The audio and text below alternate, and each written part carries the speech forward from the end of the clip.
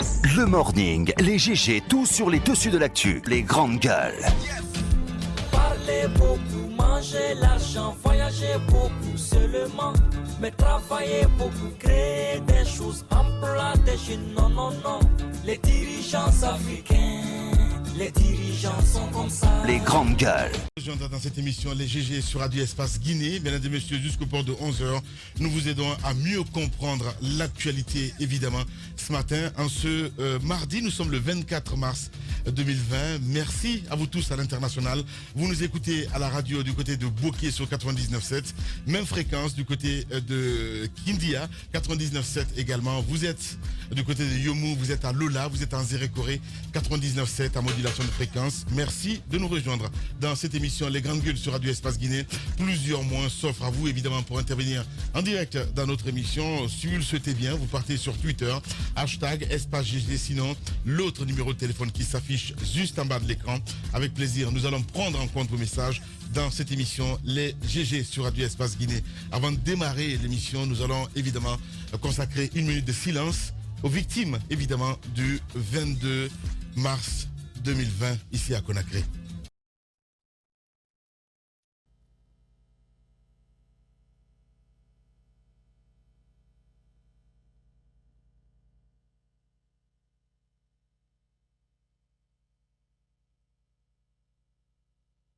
Merci de nous rejoindre. Abaka Diallo, bonjour. Bonjour Lamine, bonjour à tous. Bonjour Antoine Kourma. Bonjour Lamine. Bonjour Jacques Liwalino. Bonjour Lamine, bonjour à tous. Bonjour Stamba. Bonjour Lamine. Bonjour à tous. Mara, bonjour. Bonjour, en espérant que ce soit un bonjour. Voilà, allez, bienvenue Abaka. On s'intéresse évidemment à l'actualité, un double scrutin du 22 mars. Le bilan s'alourdit 48 heures après, mon cher Titi. Ouais, c'est vrai que c'est avec un cœur très très serré, meurtri. Il faut le dire que nous abordons cette semaine, cette nouvelle semaine, mais assez lourde, au lendemain de ce double scrutin, qui, il faut en convenir tout de suite, n'a pas du tout été un long fleuve tranquille. Ces scrutins, comme on l'envisageait, il s'est déroulé. Il s'est pas déroulé dans le calme qui avait été annoncé par certains partisans du pouvoir, donc qui étaient en faveur de l'organisation, notamment de ce référendum constitutionnel. Ça n'a pas été le cas. Il y a eu beaucoup de violences à travers notre pays, des scènes d'exactions marquées par des bavures attribuées à des forces de sécurité dont la responsabilité donc a été pointée du doigt, ont été enregistrés dans beaucoup de zones de notre pays.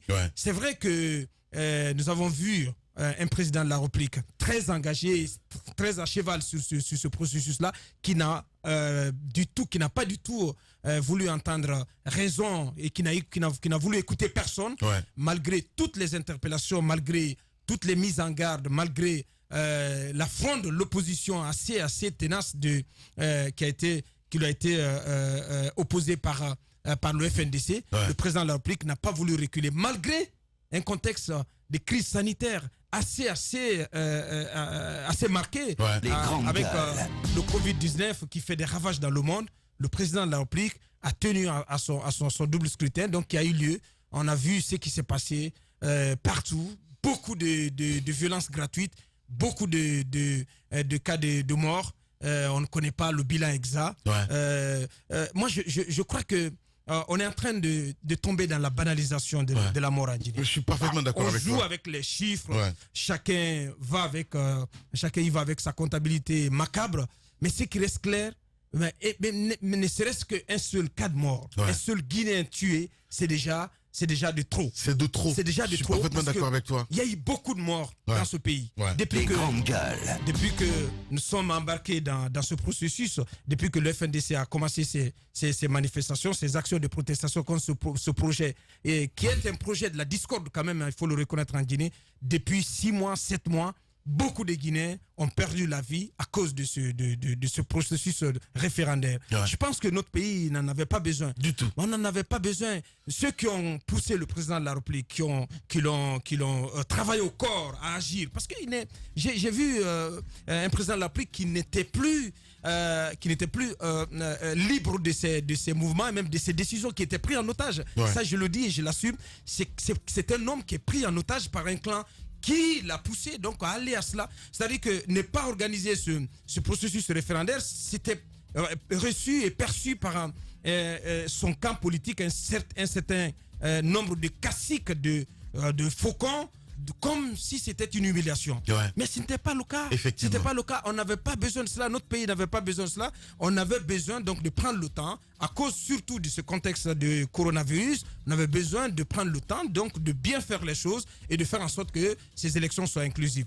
Vous avez vu la réponse cinglante de la CEDEAO à notre ministre des Affaires étrangères. Ouais. Moi, je pense que depuis de mémoire de jeunes journalistes, j'ai jamais vu une telle humiliation, une telle avanie infligée à notre diplomatie. Ouais. C'est très très cinglant comme réponse. La CEDEAO envoie une sorte comme des tomates pourries dans la figure de notre ministre Mamadi Touré, qui sollicite une mission d'observation, le déploiement d'une mission d'observation en Guinée, mais comme réponse, on ne peut pas, on s'abstient de le faire parce que vous n'avez pas d'élection inclusive dans votre pays. Je pense que lorsqu'on a un jugement comme ça des pairs, j'appelle ça jugement des pairs, parce que ça vient de nos voisins directs, je pense qu'on pouvait se garder d'aller à ces élections. Ces élections, donc, au lendemain, assez lamentable pour notre pays. Je suis très triste pour mon pays. Ouais, très triste et révolté même, il faut le rappeler, Abakadalo, parce que j'ai l'impression que la honte a fui le pays, franchement parlant, quoi. Voilà, vous étiez sur Espace TV, Antoine Kourouma, avant-hier et hier, évidemment, les images que vous recevez de l'intérieur du pays, ici, déjà à Conakry, c'est juste incroyable. C'est une élection légendaire. Ouais. Et de 2010 à nos jours, on a connu, je crois, 4 ou 5 élections.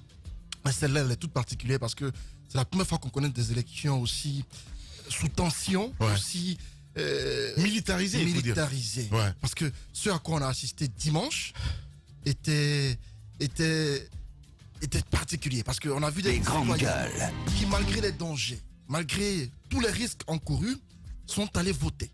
C'est-à-dire qui étaient conscients de mettre en danger leur vie, sont allés voter. Il y avait des citoyens qui, malgré les dangers, ont voulu empêcher d'autres de le faire. Donc il y avait tout un cocktail qui était réuni pour que ça puisse exploser. Et j'estime que ce n'est pas surprenant parce que tous les éléments étaient réunis avant ces élections. Alpha Condé, le président, qui a donné le ton en parlant d'affrontement, l'opposition qui se crée à travers le FNDC qui dit qu'il va répondre au coup pour coup. Et avant les élections, chacun est allé de son commentaire et on avait l'impression qu'on était arrivé à un point du non-retour.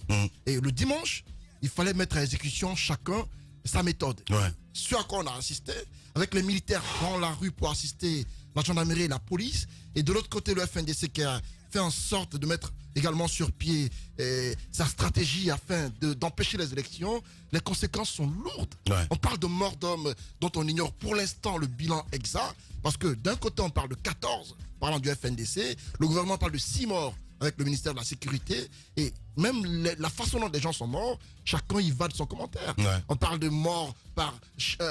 justifié en fait. Franchement, c'est juste lamentable. Hier, j'écoutais en rentrant à la radio à 23h, Fabou, c'est juste déplorable. Justement. Je me dis, mais on n'a pas besoin de ça, honnêtement parlant. J'ai l'impression au début que c'est devenu un trophée, c'est des comptes macabres. C'est devenu un trophée en fait. C'est des trophées pour chacun. C'est juste incroyable. Il y a une guerre de communication qui ne dit pas son nom. Ouais. Dès que c'est arrivé, d'un côté on sort rapidement, on fait son bilan, de l'autre on sort un bilan qui contredit celui qui a fait en premier, parce qu'en pleine émission on a reçu un communiqué du ministère de la Sécurité qui a voulu démentir celui du FNDC qui parlait de 10 morts. Ouais. Et le ministère qui dans un début parlait de 4 morts, et hier on nous a révélé qu'il y a eu 6 morts, un seulement en Zérékoré. Ouais. La question que je me pose, pourquoi veut-on chaque fois qu'il y a violence, qu'il y a mort d'homme, pourquoi veut-on tout le temps vouloir tirer le drap de son côté et vouloir accuser l'autre? Et à mon avis, le gouvernement, à travers le ministère de la Sécurité, doit faire en sorte de mettre la main sur les personnes qui tuent. Parce qu'on n'a pas on a l'impression de vouloir refuter les accusations contre les forces de l'ordre. Mais qui tue justement? Parce que Damantan a révélé des choses hier parlant de citoyens qui détiendraient des armes. Il sera avec nous justement, un peu plus tard, mon cher ami. Voilà. Allez-y, Jacques Léo-Aleno. Oui, moi, j'ai dit tout simplement ce matin que les faucons ont gagné. Et en tout cas, ils ont gagné la bataille. Peut-être que on verra par la suite si les colombes pourront nous permettre d'éviter le pire. Ouais. L'autre chose qu'il faut dire, c'est que le président de la République a choisi le camp des faucons. Ouais. Je ne dis pas qu'il est manipulé. Il a librement choisi leur camp. Il a accepté, n'est-ce pas, que la journée du 22 mars soit ce qu'elle a été. Et il y a des communications précédentes. C'est pourquoi on ne peut vraiment pas le dédouaner. Ouais. Il n'a aucune excuse. C'est-à-dire que, bon, on m'avait dit j'étais sous pression, il y a mon parti qui était là, ou alors il y avait d'une certaine façon la volonté à tout prix de doter le pays d'une nouvelle constitution. Il a dit même s'il y a des morts, parce qu'il y en a eu ailleurs, il y a eu référendum. Il a dit, il a parlé d'affrontement. Il a demandé aux gens de sécuriser les bureaux de vote des citoyens, alors qu'il savait qu'il a avec lui les policiers et ces militaires qu'on a vus pour sécuriser, n'est-ce pas, le vote. Et les militaires qui sont allés au-delà. Parce que ce qu'on a vu la journée du 22 mars, je ne crois pas si ça s'est passé quelque part, en tout cas ces 30 dernières années sur le continent africain. Des militaires qui partent à 15h ou 16h au niveau des bureaux de vote pour dire bon, c'est fini, donnez-nous les urnes, nous allons les déposer. Vous ne faites même pas le dépouillement. On n'est même pas dans une logique où on demande est-ce que les délégués des bureaux de vote ont donné leur accord, ils ont signé le procès verbal pour dire qu'ils ont participé à quoi que ce soit. Il n'y avait même pas de délégués des autres partis. Donc, tous les militaires qui sillonnent, il n'y avait que le RPG. qui vont le tout RPG ramasser. en face du RPG. Je pense que Ces petits partis qui pleurent, franchement, Abakar. Absolument. C'est n'importe quoi. C'est bien fait pour leur gueule. Aucun J'ai envie de dire. Aucun député ne doit être fier de ces élections-là. Ouais. Parce que on aurait pu tout simplement économiser ces morts qu'on a vus. C'est de l'argent perdu et des édifices qui ont été détruits complètement. On aurait pu économiser tout ceci et s'asseoir, dresser une liste de députés pour dire allez-y à l'Assemblée, remplacer ceux qui sont là-bas. Parce que je ne crois pas que ce qui s'est passé ressemble, n'est-ce pas, à des élections. Maintenant, après, il ne faut pas se limiter du côté du pouvoir qui a vraiment qui a déconné, mais véritablement sur toute la ligne. Ceux de l'opposition aussi doivent à un moment donné comprendre qu'il y a des vies qui sont en danger. Ouais. Et lorsqu'une lutte lorsque vous menez un combat, vous n'êtes pas entendu. Il y a des armes qui sont sorties. Il y a des violences qui sont utilisées contre des jeunes gens qui sont tués et qui ne reviendront pas. À un moment donné, on peut reculer. Ouais. Pour mieux sauter, bien sûr, on peut reculer, s'asseoir et puis voir la stratégie, la bonne, pour pouvoir, n'est-ce pas, continuer à mener le combat. Parce que c'est un combat démocratique. Il ne peut pas être mené seulement dans la rue. Il ne peut pas être mené seulement de la même manière. On en parlait la semaine dernière ici. C'est aussi les pressions à l'international. Oui, il y a les pressions à l'international, bien sûr, mais le problème, désormais, c'est ici, ça va se régler. Parce que voilà ce qui s'est passé. À la veille de ces élections, il y a eu des communiqués de la CEDEAO, il y a eu des communiqués même de l'Union européenne pour dissuader, n'est-ce pas, le président de la République à s'engager sur cette voie. Il n'a pas écouté. Désormais, j'ai entendu dans la dernière communication de la secrétaire générale de l'Organisation internationale de la francophonie et qui a parlé que si on s'engageait sur cette voie, ce ne serait pas sage. Mais qu'il y a certaines questions, ça va être réglé en Guinée. Donc les gens, c'est vrai, ils veulent que ça soit inclusif. Mais encore une fois, c'est aux Guinéens de décider de ce qui va se passer. Ce qui se passe en Zérékoré, je crois qu'il faut vraiment l'éviter. Ouais.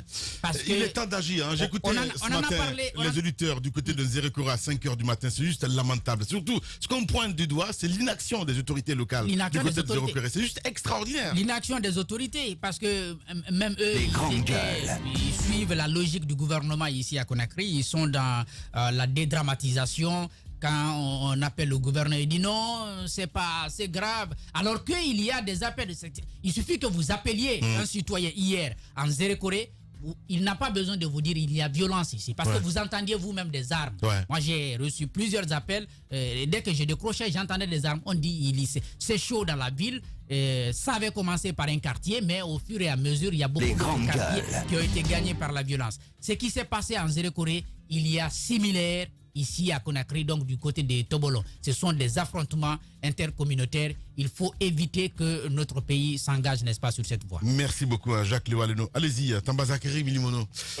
Ouais, allez-y, Jacques. Beaucoup de choses à dire et je pense que on a le droit d'être en colère, d'être indigné ce matin par rapport à ce qui est arrivé. Des bilans comme ça qui se disputent la vérité.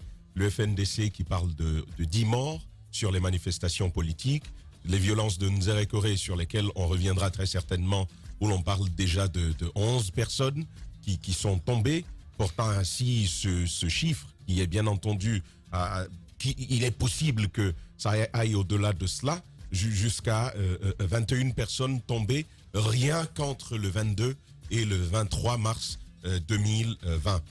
Moi, ma préoccupation ce matin, c'est pourquoi. Pourquoi est-ce qu'on en est arrivé là? Et l'autre question, c'est est-ce qu'on avait vraiment besoin d'arriver là? Ma question, c'est ça. Pour y répondre, je veux commencer par dire que le FNDC a gagné.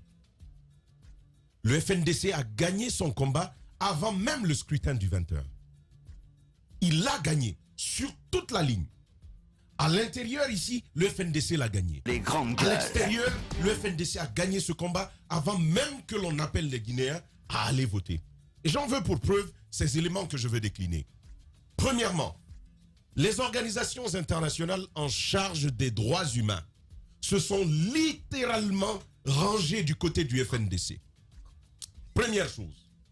Deuxième chose, les organisations, je parle de la communauté internationale, avec l'Union européenne, les représentations diplomatiques. Les grandes gueules. Toutes, mais je dis bien toutes, se sont rangées du côté du FNDC. Au-delà de cela, les organisations régionales et sous-régionales, l'Union africaine, la CEDEAO, et à côté de ça, le partenaire technique qu'est l'Organisation internationale pour la francophonie, en plus de cela, le PNUD, toutes ces organisations se sont rangées du côté du FNDC. La preuve, c'est que il n'y a pas eu d'observateurs provenant de l'Union africaine. Il n'y a pas eu d'observateurs provenant de la CEDEAO. Même si la recommandation de la CEDEAO avait été prise en compte.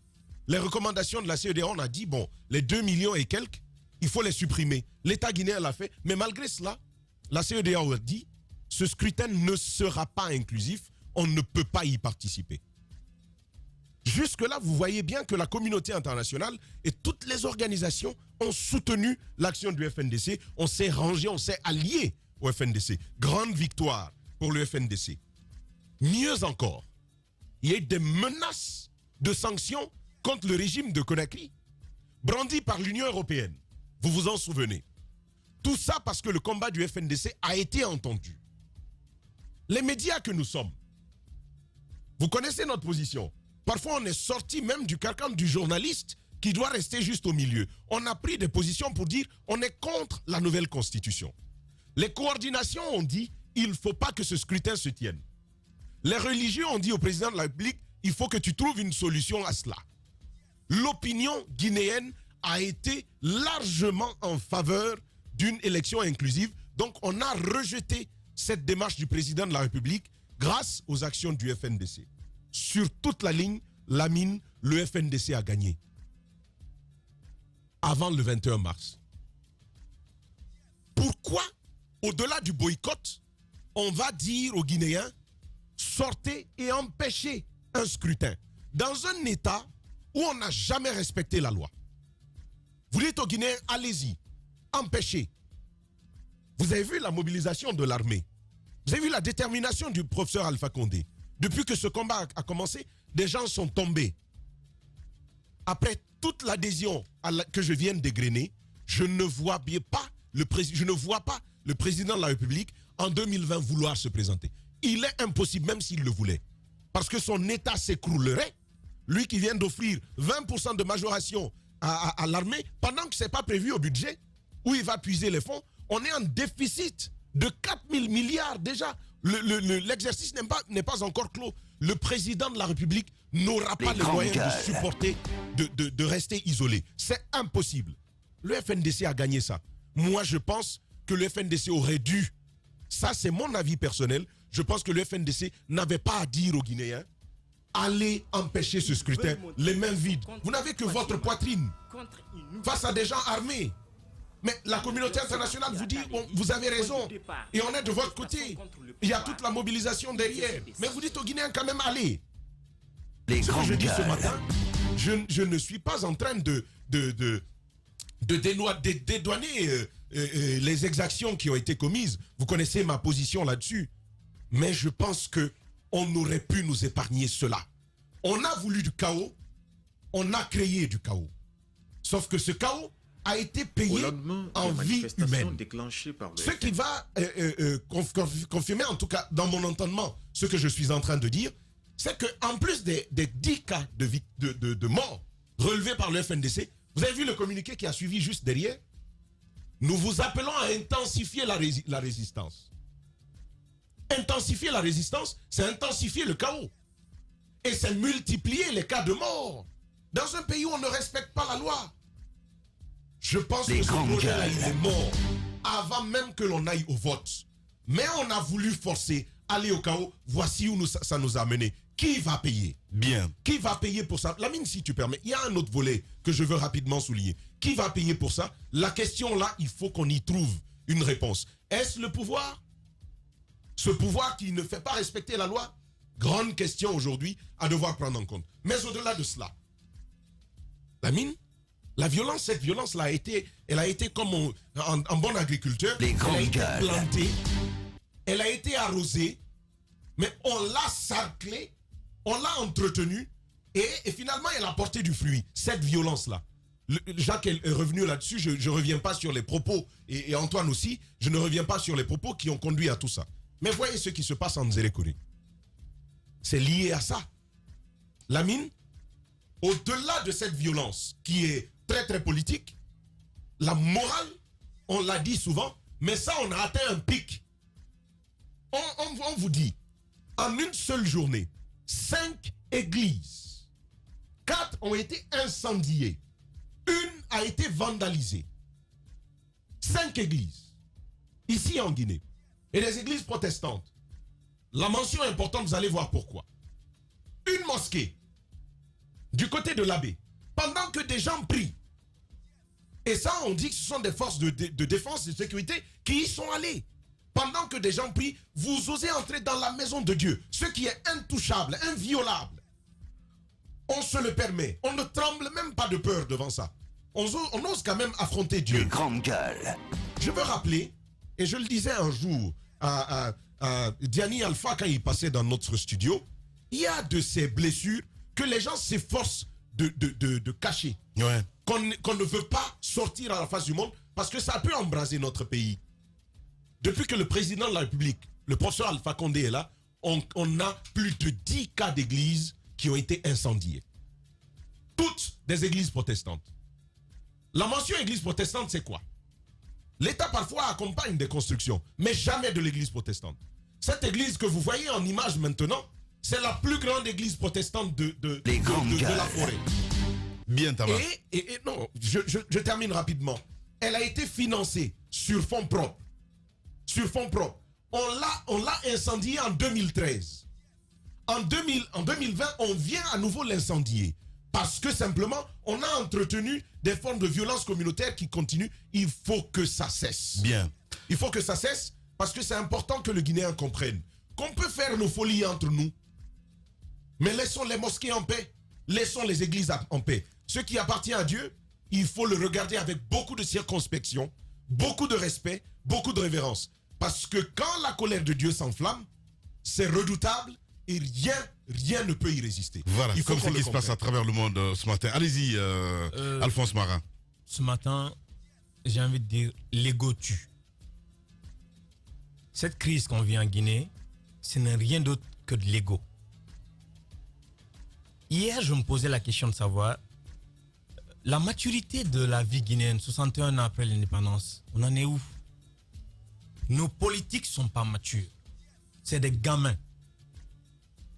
Ce qui se passe en Guinée, on ne peut pas le décrire. Il y a eu élection.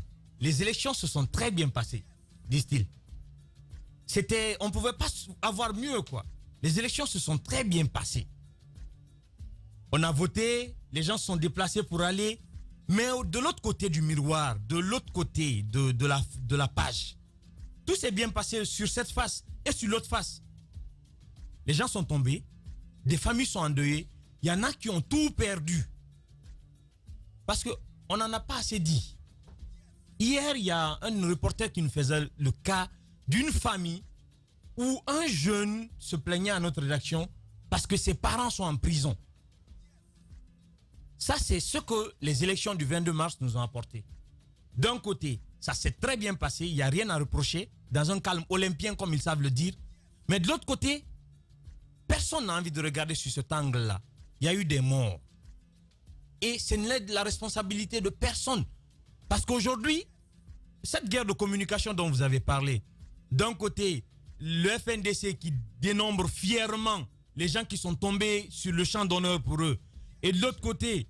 Franchement, moi je pense pas que ce soit. Non, franchement, mais, je pense pas que ce soit les fièrement. grandes gueules. Franchement, je ne pense pas que ce soit fièrement. Laisse-moi finir. Ces gens sont tombés dans la douleur. Pardon, laisse-le parler, s'il te plaît. C'est ça le Allez-y. problème. Ouais. Ici, Les il y a grandes ce gueules. décompte qu'on fait fièrement pour dire non, il y a eu tel veux nombre qu'on de en fasse morts quoi? de la part du gouvernement. Mais écoute, écoutez, Tambalé, laisse-moi finir. Et de l'autre côté, ce gouvernement qui s'active a carrément se détourné de sa responsabilité. Parce qu'il ne faut pas l'oublier. Quand il y a mort d'homme dans un pays, que ce soit accidentel, que ce soit intentionnel, l'État est responsable. L'État est responsable de toutes les morts. Parce que l'État est celui qui doit assurer la sécurité de chaque Guinéen. Et ce qui n'a pas été fait ce jour. Tambal disait tout à l'heure, qui va répondre? Moi je me pose la question, qui l'a provoqué?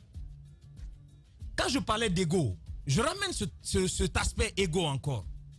Nos politiciens, ils savaient ce qui allait se passer. Tout le monde le savait. Les messages sont tombés, des appels, des tentatives pour permettre au président de retourner, ne serait-ce que pour des mois prochains, son scrutin. On a eu jusqu'au coronavirus.